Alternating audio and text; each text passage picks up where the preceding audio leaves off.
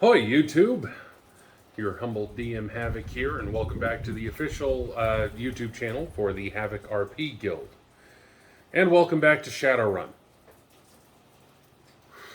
Going back to the original game that we started playing back in 2014, kind of a continuation of the timeline, although I never bothered to upload story recaps of the second short campaign that we played. But I'll catch you up later on. It's not all that relevant.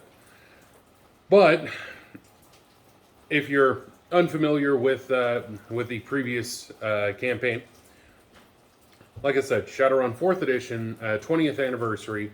This is set in Reno, which, as Reno is still undefined in Shadowrun, I decided to take some creative liberty and create my own version of Reno. It's based entirely on, the current maps of Reno and some of the planning that's happening and, things like that. Plus logical progression of a metropolitan area. So we have a 4-player party. One of which is more experienced. He was from the original 2014 group. 2 of which are less experienced. They were from the second campaign that we played in 2018, I want to say. And then one who's played a single session, so it's completely green. But either way, let's get some character introductions out of the way. The party consists of, like I said, 4 members. They form an electro-punk band named Tectonic Eruption, and they are as follows. We have a human physad by the name of Love Valentine. Her alias is Daisy. Her day job is a boxer and boxing trainer. And her band position is drummer. She's also the founder of the band. Next up, we have an orc street Sammy by the name of Ava King. She goes by the alias Disco. She is a chauffeur for her day job, and her position in the band is guitarist and vocalist. Following that, we have an elf infiltrator named Billy Holmes. His alias is Prophet. His day jobs are courier and VR recorder for a games developer. And his position in the band is bassist. And to round it all off, we have a dwarf rigger named August Pirelli. His alias is Machiavelli. He's a shade tree mechanic by day, and his position in the band is the tech and synthesizer guy. Interesting little side note about Machiavelli is he is an amputee. He lost his leg in some military conflict, but is not able to afford a cyber limb. Because as ubiquitous as people think cyber limbs are in these settings, and they kind of are, they're fucking expensive. Like, you shell out the 50 grand for the leg itself, fine. But you have to undergo the surgery. You have to, because they have to connect all the nerves to the electronics and all that. And you have to balance it out and make sure it works and, add things so you don't lose like strength and dexterity, things like that. So he's currently wheelchair bound, and I love it. It's great, and it works out because he's the rigger. So he's not typically in the action anyway. So a very well balanced runner party. So the only one who has even dipped their toes in the shadows is Prophet, but he's never done a shadow run, but as a courier, you're kind of adjacent to the shadows, shall we say.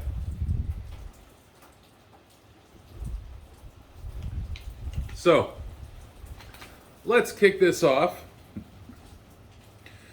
Our story begins on Thursday, as all stories do. It was a dark and stormy night. No, I'm kidding. Thursday, February the 18th, 2070. The band has just finished a show at the Thirsty Bugbear, which is their usual hangout, located on the corner of Wells and Vassar, the northwest corner. And the gig paid a base rate of 600 new yen, which, as you know, for a circuit band playing on a Thursday night, that's good. And they got 140 new yen in tips, which is even better. And that's a great pull for a circuit band. As someone who's played with circuit bands, you know, you're usually scraping by. It's $300 a show, and how do you fucking do? Barely get a free drink out of it sometimes. So, as the lights dimmed and the regular lights come up, they walk over to their table where Reno, the bar owner, has just set out a full round of their usual drinks. But on the table was a business card set blank side up. The paper material was slightly reflective and had a rainbow tint to it, kind of like oxide-colored titanium, you know, oxidized at different temperatures. You know what I mean. On the other side, when they picked it up, it had the following info printed. Name, Brutus. Tap this card to your comlink. So, a little bit of paranoia jumped in, which is beautiful. I love it. Because it's like, oh shit, is this guy, is this a decker? Is this someone, is this going to install some sort of Trojanware on my comlink? And is it going to make my comlink explode? Is this guy a spy? Is he going to have full 24/7 access to it? What the fuck? So they go back and forth for a bit, and they determine that sorry, they determine that Prophet has the highest, the best firewall and protection and all that on his comlink. So he does the tap, and it rings for a half a ring. And then a voice comes on, says, "Oi, you've reached Brutus. If you're calling about the card I just left on your table, meet me at the NGSR Hotel Lounge in about 45 minutes. Otherwise, frag off, I'm busy." Click. That's the best angry Aussie accent I could come up with at the moment. I was going a bit for Jason Statham, but flopped hard. So, anyway, he relays this info to the party, and they decide reluctantly to go to the NGSR and to see this Brutus. Now, the NGSR is based on the real-world Grand Sierra Resort, but it's taller. It's built out, So, they drive over there. They park a little far away in the back 40 of the parking lot because it's packed. It's a couple days after, or a few days after Valentine's Day, so who knows? People might be gambling their sorrows away. So, they go in, and three of them immediately go to the elevator. One of them doesn't really have a choice. And Prophet goes to the stairs and does a rail grind. Oh yeah, his Prophet's cyber legs, or cyber feet, I should say, have cyber skates, which can activate at will, and they are powered. So he did a cyber skate rail grind, and it was kind of impressive. Not a critical success by any stretch, but He got down, wheeled over to the to where the elevator was going to open up, and it opened. They looked at him and he's showing off again. They all pushed past him. It was a kind of a beautiful moment. So they walk into the hotel lounge, and all they have to go on for the description of this Brutus fellow is his name and his voice. So they look around. There's an obvious joy boy in the far end of the lounge.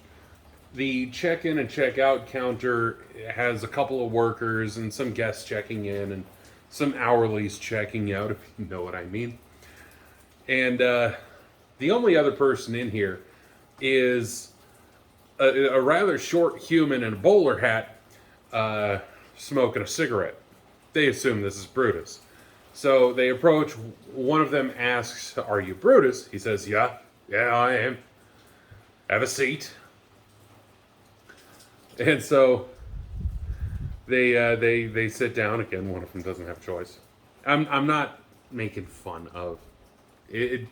It's just, it's funny to me, you know. So they sit down, and he says, "Hoy, your names were passed on to me by various fixers. They said you're a group that could potentially get some direct done, but you aren't in the shadows yet. Is that correct?" They affirm this, and he says, "Well, I have a Johnson upstairs. He has a small petty contract, but it'll gain you some new yen and be a good introduction to the shadows. His room is 1076. This key card is your way into the shadows." Immediately snatched out of his fingers. And as soon as they snatch it, he says, "Welcome to the shadows. Keep in mind, chummers, you're all new to this. You're not the predators here. You're the prey. Don't sign yourselves to a single Johnson. Keep yourselves open." So they get up, they walk to the hotel elevator, and they begin their ascent. At the third floor, the elevator dinged, and in sachets a joy boy, made up to the nines. He's wearing the most sparkliest shirt, most sparkliest. It's so sparkly that I have broken my grammar to describe the amount of craft herpes that sheds off of this shirt. Glitter everywhere. So he starts flirting with them. He doesn't reveal his name. And at the 7th floor, the elevator dings, and this is his floor to get off. Or to get someone else off. Hey, who knows? So as he sachets out, one of the party members says, "So what's your name?" He turns back and says, "My name's Smokey." And he flings a business card at them as the doors close, and it catches perfectly in the elevator doors. And as the elevator begins its descent, the card just kind of floats downward. So they nab it. Hey, free contact, you know. Who knows when a Joy Boy could have come in handy. If anyone's read the Clue files, you'll know what I'm chuckling about when it comes to a Joy Boy. So 10th floor, they go to the Johnson's room, and they go in. Well, the Johnson has dragged a table, the dining table essentially, into the middle of the room in direct view from the hallway, and he's sitting at it kind of at an angle as to not be directly looking at the door, you know. And he's staring kind of down at the table, and he doesn't physically acknowledge them, but he welcomes them in, and he bids one of them sit down, and he explains, as Brutus has explained to you, I have a run for you. I need you all to retrieve a box like this, and he holds up and points to a red igloo lunchbox. Retrieve a box like this and bring it back to me. You'll find this box on a dock wagon transport that is moving through Reno from south to north along the freeway. Do this, and you'll be rewarded 700 new yen each.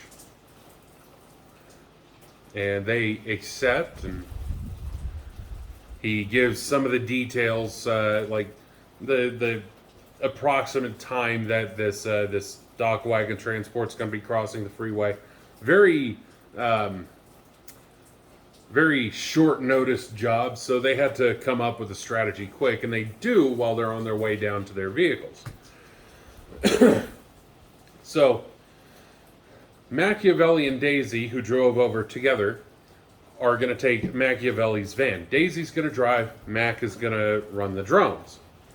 He's going to run surveillance and keep Disco and Prophet abreast of the situation as it unfolds. So they go to the Mill Street exit, and their plan is to follow the surface streets to kind of pace with the dock wagon.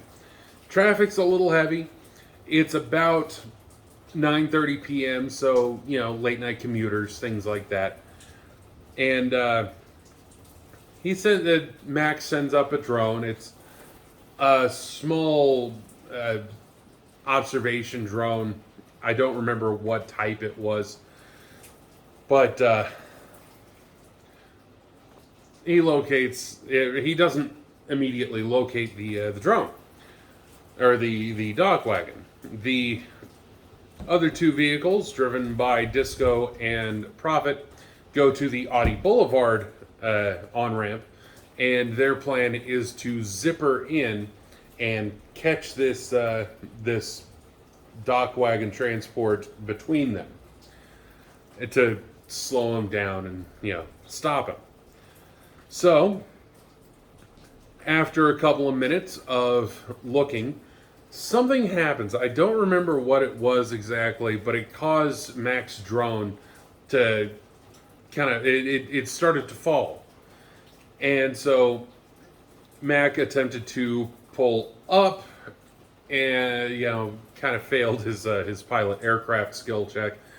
He pulled up, as a failure, he didn't realize that it had inverted, because the camera is one of those 360 VR type cameras, so he wasn't fully aware that it had, inverted itself. And when he pulled up, it accelerated downwards and just, boom, embedded itself into the light bar of the dock wagon transport that they were looking for. The timing couldn't have been better. And this wasn't me, editing things to make things fun or, anything like that. This was just the actual fucking timing. So his drone is cacked, but he can still ping its location, track it that way. So he calls out, the dock wagon transport is heading your way. It's about 2.25 miles from your location. We're going to track it. And so Daisy gets driving on the surface streets to follow this thing. Well, she gets a little bit lost. She's not too familiar with this area of Reno. And so they keep, they keep Prophet and Disco informed of how close it's getting, and it comes time to execute the plan. Prophet and Disco roll pilot groundcraft checks really well, and they zipper in and they catch it perfectly with Prophet in the front. Now, in front of Prophet is a red Nissan with annoying ass brake lights that are animated to look like eyes, and they look around and they blink, and you know the kind of person I'm talking about here. And plus, the asshole left his dome light on, and he has a blonde mullet, so you know. So, snap decision. Prophet pit maneuvers the guy perfectly, as so he's not, severely injured or dies, And the sudden movement of that causes the dock wagon transport to the driver to hit the brakes, and he goes off into the center median, which is dirt, and Disco pulls up behind him. Well, this caused other drivers to panic and hit their brakes, and a pileup happened all the way back to fucking Mill Street. As someone who's lives near Reno and goes to Reno very often, I've seen these kind of pileups before. But anyway, so Prophet jumps out and he checks on the driver of the dock wagon transport, making sure he's okay. He also jumps up on the roof and retrieves the drone. By this point, Machiavelli and Daisy arrive at the Audi Boulevard off-ramp. Disco goes into the back of the dock wagon transport, finds the two paramedics in the back. They are unconscious, G-lock probably, and she finds two red Igloo lunchboxes. She didn't know which one to take, so she takes them both. And they, both of them get into Disco's car. Prophet uses Pilot Soft to just tell his vehicle to navigate back home. And they catch up with Daisy and Mac. Well, Machiavelli looks at the two lunchboxes, notices one has Sharpied on the top, very faded, Roger, and the other is unlabeled. The other one is also in perfect condition, whereas Roger's is very well used. So they immediately think, well, let's open them. And the paranoia kicked in again. Oh, wait, what if they're rigged? What if they're rigged with explosives? So they check, Machiavelli checks, and the Roger lunchbox it doesn't seem to have anything, so he just opens it. And lo and behold, it's Roger's lunch for the shift. It is a tuna salad sandwich, a pickle, and a Coke. And under the sandwich is a cred stick that has Sharpied on it. Lunch money only, and it's double underlined because apparently Roger can't keep track of his money all that well. He felt guilty about the cred stick, so he just had Prophet, zip that back up to the guy. Meanwhile, pileup still happening, and he gets back down. Mac checks the other lunchbox, and there's a piece of Scotch tape holding it closed, so he doesn't want to fuck with it. A piece of Scotch tape. Brilliant. So they get back to the NGSR. They find Brutus, who is the middleman, obviously. And they present him with the box. He takes it. He picks it up to put it under his arm, and it kind of opens up and reveals a jar on ice with a couple eyeballs in.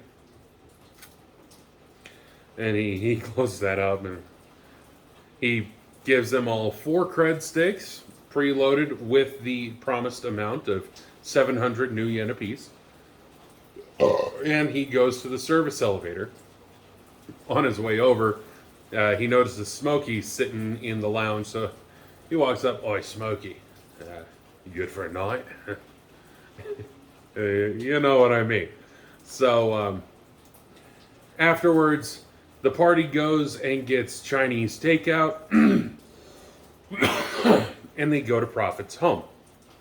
Prophet has the Born Rich quality, as well as a fairly nice, mansion.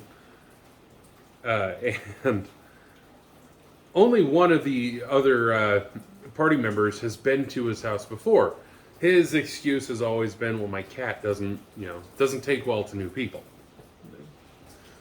His cat, by the way, is a rescue.